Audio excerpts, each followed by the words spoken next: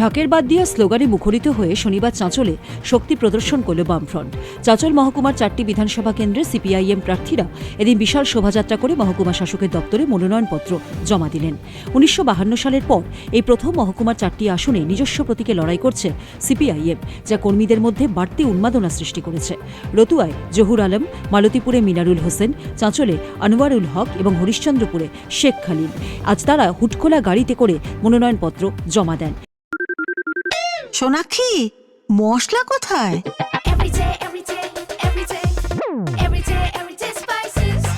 Everyday মশলা, দেশের স্বাদ। নমস্কার, আমি অনন্ত দেব অধিকারী, জলপাইগুড়ি সদর বিধানসভা কেন্দ্রের ভারতীয় জনতা পার্টির মনোনীত প্রার্থী। আমাকে আপনারা দুহাত তুলে আশীর্বাদ করুন, আমার উপর ভরসা রাখুন।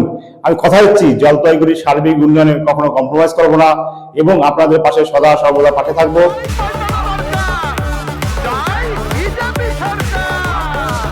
এরপর গোটা শহর পরিক্রমা করে একটি শোভাযাত্রা। জেলা সম্পাদক মণ্ডলীর সদস্য জামিল ফুরদৌস তৃণমূল এবং বিজেপিকে বিধে জয়ের ব্যাপারে আশা প্রকাশ করেছেন। তৃণমূল বিজেপির যে প্রার্থীগুলো, সেগুলো মানুষ কিন্তু গ্রহণ করেনি এবং তাদের যে কার্যকলাপ, যাদের উন্নয়নের যে কথাবার্তা বলেছিল, চাঁচলে যে প্রতিশ্রুতি দিয়েছিল, হরিশ্চন্দ্রপুর যে প্রতিশ্রুতি দিয়েছিল, কখনো মন্ত্রী তার উন্নয়নে শুধু পোল চেয়েছিল, কোথাও মুখ্যমন্ত্রী এসে কোথাও বিভিন্ন প্রতিশ্রুতি দিয়েছিল, সেখানে পৌরসভা থেকে শুরু করে অনেক প্রতিশ্রুতি, কিন্তু প্রতিশ্রুতি কোনো হয়নি। মানুষ দেখছে সমস্যার, তারা সমাধান নয়, এরা দুর্নীতি স্বজন পোষণ ছাড়া কিছু করছে না। তাই আজকে মানুষ জনজোয়ার এসছে, জনজোয়ারের মধ্যে দিয়ে নমিনেশন ফাইল করলো। আমরা নিশ্চিত এই 4টা বিধানসভার ক্ষেত্রে সবারই সমর্থিত প্রার্থীকে কাস্তে হাতুড়ি তারা দিনে বিপুল ভোটে জয়যুক্ত করবে, এটা আমরা বিশ্বাস করি।